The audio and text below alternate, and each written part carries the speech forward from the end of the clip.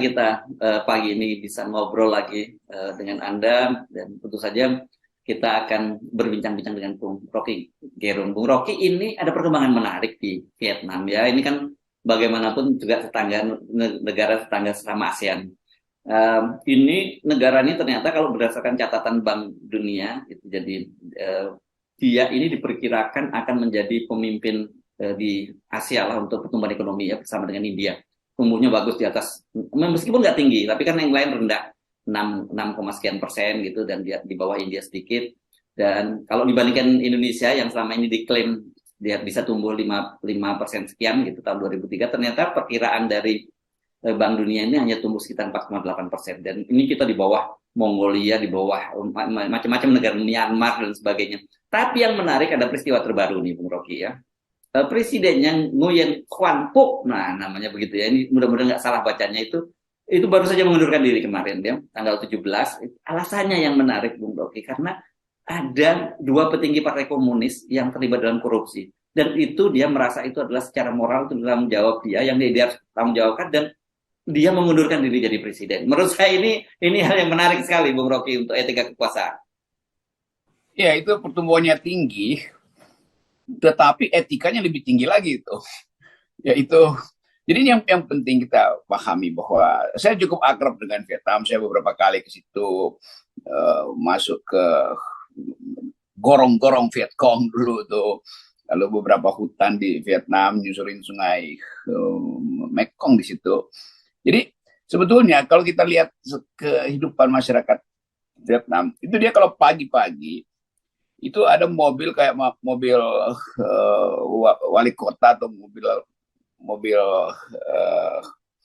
bak terbuka itu, dia pasang suara lagu-lagu Vietnam dan pidato-pidato Ho Chi Minh itu. Lalu orang sikap tegak di situ, di pasar, di sekolah, semacam tradisi untuk mendisiplinkan rakyatnya tuh. Di situ juga dibangun etos, walaupun kita anggap ini kan negara komunis, tapi ada etos di situ untuk menghargai pikiran-pikiran dari Ho Chi Minh, yaitu keadilan sosial, sosialisme, dan etika politik yang ketat itu. Jadi saya kira Vietnam akan diingat sebagai negara yang mampu untuk menjadi contoh Asia bahwa pelanggaran etis itu adalah sanksi tertinggi di dalam politik. Dan itu yang kita pelajari sebetulnya. Indonesia sama sekali nggak ada tuh. Udah ekonominya gagal, masih mau 3 periode, kan justru berbeda kan. Ini hanya satu orang, dua menteri korupsi, dia merasa gagal untuk menegakkan etika politik. Maka Presiden Nguyen ini nama umum di Vietnam ya. Karena dulu pemimpin perang yang memimpin melawan Prancis namanya Nguyen Van Giap. Jadi Jenderal Giap yang terkenal itu. Ini mungkin kayak Joko atau Bambang gitu ya kayak Joko atau Bambang itu tuh. Okay. Ini Nguyen Xuan Phuc namanya, mudah-mudahan nggak salah kita bacanya ya. Jadi kita mulai melihat bahwa ada kembalinya etika di dalam politik tuh. Di Jepang jelas etikanya sudah terbentuk, Korea juga terbentuk. Jadi ada semacam, sebut aja wilayah Konfusianisme atau wilayah timur, etika timur ini kan biasanya dasarnya Konfusianisme yang sifatnya kekeluargaan, tetapi sekaligus disiplin itu. Jadi Konfusianisme itu kan mengandalkan disiplin dan persaudaraan kekeluargaan. Jadi kita sebetulnya kalau berita itu diajukan ke Indonesia itu semacam teguran bagi Indonesia, atau teguran pada pada nguyen-nguyen yang ada di Indonesia tuh, bahwa mundur aja kalau bermasalah kan. Jadi poin kita selalu adalah hidupkan kembali etika politik. Nah, di era Pak Jokowi banyak betul menteri yang ditangkap, dan Pak Jokowi bilang itu bukan tanggung jawab saya. Loh, Anda presiden harusnya bertanggung jawab, karena Anda yang rekrut menteri-menteri koruptor ini kan. Ada berapa banyak menteri yang dimasukin penjara oleh KPK. Mestinya udah berkali-kali juga Pak Jokowi mengundurkan diri, berkali-kali mengundurkan diri. Tapi yang lakukan Jokowi berkali-kali ingin melanjutkan kepemimpinan. Jadi nggak terbaca bahwa Indonesia punya semacam mental anti korupsi yang paling tinggi itu, yaitu begitu ada bawahan yang korupsi, maka yang bersalah adalah atasan. Kan itu yang jadi inti.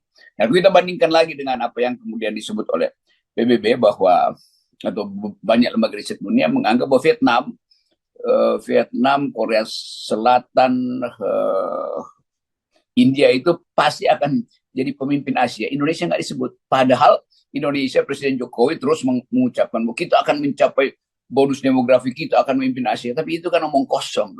Karena tadi nggak ada etika yang bisa menjamin bahwa Indonesia akan tumbuh tanpa korupsi. Itu yang terjadi itu di Vietnam. Tentu Presiden Nguyen ini menganggap bahwa begitu saya mundurkan diri akan ada pemimpin pengganti saya yang tidak akan melegalkan atau membiarkan adanya koruptor. Nah itu jaminan untuk investasi asing masuk ke Vietnam. Jadi pemerintahan yang bersih adalah pemerintahan yang pasti mengundang investasi asing gitu. Jadi Vietnam pasti akan bertumbuh. Jadi orang mesti anggap bahwa begitu pengunduran diri Presiden Vietnam, dia memberi dasar bagi pertumbuhan ekonomi yang baik. Karena orang akan lihat hukum bekerja di Vietnam. Investor hanya mau masuk ke negeri yang hukumnya bekerja. Ya, nah saya ingin serius sekali ini ya soal etika dan soal moral ini ya. Ini barangkali yang kemudian menjelaskan kepada kita mengapa negara seperti Vietnam yang dilanda perang saudara cukup lama dan relatif sebenarnya belum terlalu lama ya mereka menyelesaikan perang, tapi pertumbuhan ekonominya luar biasa. Dan kemudian dia menyalip negara kita, bahkan tadi Bank Dunia memperkirakan dia akan menjadi pemimpin Asia bersama dengan India. Saya kira ini yang saya kira perlu bisa kita pelajari dari Vietnam. Ya etos itu yang akhirnya menentukan kan. Jadi Vietnam berjuang mengusir Prancis, berjuang mengusir Amerika, dan berkali-kali Vietnam menganggap bahwa dia bisa memimpin kalau ada disiplin. Dan disiplin pertama adalah ditunjukkan oleh pemimpin tertinggi. Nah kita bandingkan misalnya pemimpin-pemimpin di Asia itu yang mulai mengikuti etika ini. Nah, kemarin kita dapat kuliah yang bagus dari Malaysia, Perdana Menteri Anwar Ibrahim yang juga memimpin dengan etika yang kuat. Dan dia tetap tegaskan bahwa udahlah kalau korupsi itu soal mental dan itu bukan soal statistiknya itu yang dia mau katakan bahwa korupsi itu dasarnya adalah orang itu mengerti tentang politik, tentang berkuasa atau enggak. Jadi sekali lagi ada kesempatan Indonesia untuk belajar dari Malaysia, belajar dari Vietnam. Dan kita nggak perlu membangga-banggakan diri bahwa kita nanti ada banyak investor yang akan masuk ke Indonesia tuh. Tadi saya baca Pak Luhut mengatakan bahwa Tesla, Cina dan Taiwan udah sepakat akan masuk ke Indonesia. Padahal itu baru MOU. Ini udah dipamer-pamer kan. Kan mestinya itu ada semacam ya dikerjakan perlahan-lahan. Pak Luhut mungkin sebagai Menko Invest nggak sabar lagi untuk mengatakan bahwa nanti Elon Musk juga akan masuk segala macam. Itu bisa juga jadi sinyal bahwa berlebihan itu. Biarin aja lakukan perlahan-lahan. Dan yang lebih penting adalah tunjukkan bahwa Indonesia itu negara hukum, bukan negara yang diperintah-perintah oleh tukar tambah antara partai politik. Itu intinya tuh. Kita mau pagi ini mungkin kita kasih semacam refleksi bahwa kekuasaan tertinggi itu adalah kepemimpinan etis, bukan kepemimpinan survei itu. Pasti kalau kita bikin survei di Vietnam, orang akan anggap ya itu presiden yang udah kita pilih tuh. Kenapa dia mundurkan diri? Tapi bagi si presiden Vietnam, dia terganggu secara etis kan. Bahwa ada anak buahnya yang bahkan dalam partai komunis yang hierarkinya kuat sekali, kenapa dia korupsi itu? Berarti ada yang nggak benar di dalam kepemimpinan dia tuh. Artinya dia mau katakan bahwa artinya ada orang-orang yang juga menganggap bahwa lebih baik korupsi daripada melihat Vietnam yang bertumbuh secara bermutu nanti di masa depan. Nah itu pelajarannya tuh. Oke, Bung Rocky, tapi pertanyaan kita gitu, apakah yang terjadi pada bangsa kita ini, pada Indonesia ini, persoalannya lebih karena memang itulah kualitas bangsa ini, atau sebenarnya sekali lagi kita selalu bicarakan bangsa ini bangsa yang paternal gitu, yang ya sangat tergantung bagaimana pemimpinnya. Betul, kita tetap ada kultur primor ya paternalistik di situ. Dan dia nyatu dengan primordialisme itu. Jadi antara feodalisme, nepotisme, mumpungisme itu ada di kabinet kita. Dan nggak ada semacam keterangan final bahwa Presiden Jokowi mau untuk menghilangkan wilayah-wilayah abu-abu ini. Jadi selama Presiden Jokowi ada di wilayah abu-abu ini, pemain korupsi juga merasa oke, itu diizinkan kan. Kan nggak ada ketegasan dari Presiden Jokowi tentang ini koruptor, tapi dia betul-betul kriminal, bukan karena dikriminalisasi karena dia politisi atau dia melawan negara misalnya itu. Jadi hal yang simpel di dalam pemberantasan korupsi ada etik pertama adalah pemimpinnya itu bersih itu. Nah sekarang Vietnam tunjukkan bahwa oke, saya bersih karena itu saya mengundurkan diri, anak buah saya silakan dihukum. Itu intinya. Kalau sekarang Pak Jokowi akan bilang, ya saya kan udah bilang jangan korupsi itu. Tapi mereka masih korupsi. Itu artinya para koruptor nggak mendengar perintah presiden. Itu artinya presiden tidak dianggap. Itu artinya presiden dipermalukan. Kan? Jadi sebetulnya batin kita itu terganggu setiap kali ada koruptor ditangkap. Tapi presiden cuma bilang, ya itu sprindik sudah keluar. Lalu Pak Mahfud datang konferensi pers. Tuh, sama seperti kasus NEB itu. Lukas NMB di konferensi pers, ini koruptor ini. Iya, tapi di belakang Pak Mahfud itu ada perencanaan korupsi dari Jakarta yang menyebabkan Lukas NMB itu akhirnya terjerat juga di dalam jaringan perencanaan korupsi itu kan. Jadi kita mesti selalu lihat dimensi dari korupsi itu adanya di istana tuh. Nah, istana itu yang dipimpin oleh presiden yang di Vietnam kemarin itu diperlihatkan istananya mau dia bersihkan sendiri itu. Bukan Presiden Jokowi bilang saya akan memimpin sendiri pemberantasan korupsi. Iya, tapi yang Anda mau berantas yang di luar, yang di dalam istana siapa yang mau berantas? Cara memberantasnya mundurkan diri. Nah itu contoh dari Presiden Nguyen di Vietnam. Dia langsung bilang istana saya sarang korupsi, karena itu saya nggak mau lagi bersarang di situ. Saya membersihkan diri saya sendiri dulu tuh. Itu pelajaran etis yang paling bagus hari ini. Ya kita teruskan ya dengan Vietnam. Okay. Dan ini kan kaitannya ke Ketua Umum PSSI.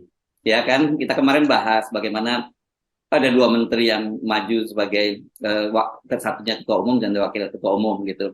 Dan kita juga ingat belum lama ini kan kita kalah dalam pertandingan sepak bola dengan Vietnam. Dan kelas kita memang jauh juga dengan Vietnam lagi-lagi. Jadi bukan hanya di olahraga, bukan hanya di ekonomi, di olahraga pun kita juga kalah kalau dalam sepak bola dengan Vietnam.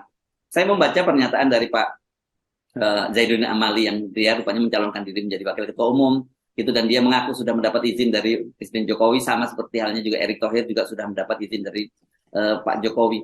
Nah ini kan menurut saya, bayangkan ya mereka-mereka ini dari sisi prestasi saja sebagai menteri saja nggak bagus, tapi kemudian mereka masih berambisi untuk merangkap jabatan dengan organisasi yang kita tahu bahwa ini sepak bola ini kan menjadi apa ya, menjadi salah satu olahraga paling populer di Indonesia, dan kita tahu itu pasti urusannya dengan kaitannya dengan politik. Iya, ya itu artinya kan itu disuruh secara politis itu supaya orang lihat nanti, atau Erick Thohir punya ambisi itu, demikian juga Menpora itu.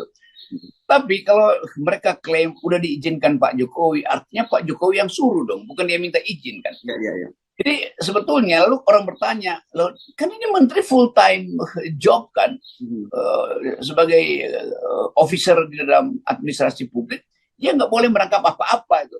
Apalagi kalau dihitung bahwa dia kita bayar menteri-menteri ini lewat pajak kita. Tiba-tiba dia mengkorupsi waktu yang kita minta dia pergunakan untuk kesejahteraan rakyat. Jadi sekali lagi manipulasi semacam ini atau sebetulnya moral hazard, mempungisme semacam ini kan menunjukkan bahwa semua aspek mau dipolitisi itu. Apa urusannya tuh Menteri Menpora dengan olahraga? Menteri bikin kebijakan aja, bukan dia yang mimpin organisasi PSSI kan. Dia mesti membuat kebijakan di mana PSSI bisa menikmati akibat dari kebijakan negara tentang olahraga misalnya. Demikian juga Erick Thohir kan. Kan itu pasti nanti kalau ada season pertandingan di mana-mana itu BUMN akan turun untuk membiayai, lalu poster Erick Thohir ada di semua lapangan bola. Kira-kira begitu pikirannya kan? Ya. Dan kita udah berpikir nanti bolanya itu ada wajah Erick Thohir dan ditendang-tendang ke kiri kanan kan. Dicetak di situ. Jadi bagian-bagian ini yang orang curiga bahwa memang etika kita tuh buruk banget tuh. Dan presiden bahkan mengizinkan etika buruk itu dipergunakan untuk politik, kan gila. Ya apalagi kalau kita membayangkan ini ya, Pak Erick Thohir ini tugas sebagai BUMN itu kan sangat berat. Dan saya sih bacaan saya ini dipastikan dia yang akan terpilih menjadi ketua umum PSSI. Karena dia bersaing dengan Lanyala, tapi kan resourcesnya pasti Pak ini jauh lebih kuat, meskipun kita tidak bisa meremehkan Lanyala. Dan kemudian juga Pak Erick Thohir juga sekarang sedang sibuk mempersiapkan untuk menghadapi Pilpres 2024 kemarin. Misalnya saya lihat dia datang bersama dengan Zulhas dalam sebuah acara di PAN gitu ya. Saya nggak lupa, saya di Lampung kalau tidak salah. Jadi saya membayangkan betapa sibuknya nanti Pak Erick Thohir ini, satu dia ngurusi PSSI, kedua terus kemudian jadi capres atau cawapres, dan bagaimana dengan BUMN-nya? Iya, BUMN udah sekarat semua kan. Kalau kita periksa mungkin separuh BUMN itu udah di write off karena secara akuntansi udah nggak benar itu. Apalagi kalau kita tuntut bahwa BUMN itu mesti melayani masyarakat, itu nggak ada waktu itu kan. Buat Erick Thohir ya udah tunggu aja gue jadi presiden. Jadi hak Erick Thohir jadi presiden kita dukung sepenuhnya. Tapi dia memanfaatkan momentum-momentum untuk menaikkan elektabilitasnya dengan cara mengabaikan fungsi dia yang seharusnya melindungi dan memikirkan nasib rakyat selama 24 jam. Kalau bagian-bagian itu dia nggak pahami, ya ngapain pilih orang yang secara etika dulu bermasalah kan? Kalau mau bagus ya udah Erick Thohir bilang saya minta cuti atau minta berhenti karena saya mau jadi capres. Apa dia takut bahwa jabatan BUMN itu nggak lagi melekat ke dia? Kalau dia mampu untuk mengatakan saya mampu untuk tampil mandiri itu dengan uang saya dan dengan relawan saya, berhenti aja jadi menteri dan keliling Indonesia tuh. Jadi itu sebenarnya yang diberi contoh oleh Presiden Vietnam kemarin tuh. Begitu ada konflik of interest, maka dia harusnya mundurkan diri itu. Bagi si Presiden Vietnam bahkan gak ada konflik of interest, dia bisa pecat aja kok anak buahnya yang koruptor itu lalu selesai.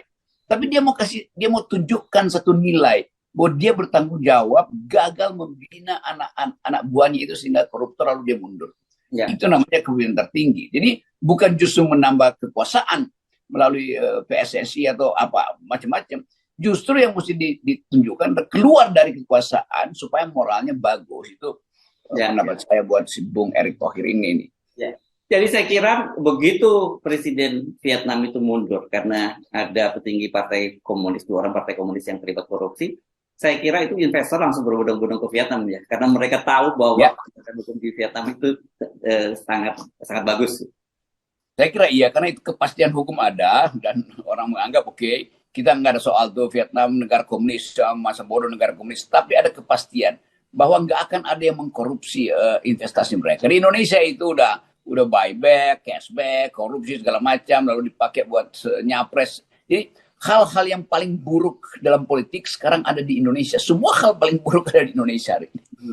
Dan setelah kemarin kita belajar dari Malaysia, dari Anwar Ibrahim, sekarang kita harus belajar, jangan malu-malu belajar dari Presiden Vietnam yang baru mengundurkan diri. Mas Nguyen, ya namanya ya. Ya, itu Vietnam udah pasti dia moncer lah, karena tadi disiplin, dan dia tahu bahwa dia mesti fight sebagai bangsa yang baru merdeka. Ya kan merdekanya sebetulnya belum 50 tahun lalu tuh. Ya.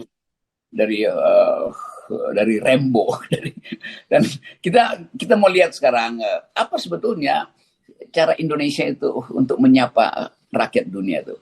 Rakyat dunia melihat kemarin Indonesia baru diledek-ledek kecil-kecil oleh Anwar Ibrahim itu. Anwar itu mengajari kita tentang etika kekuasaan. Vietnam mengajari kita tentang etika kekuasaan.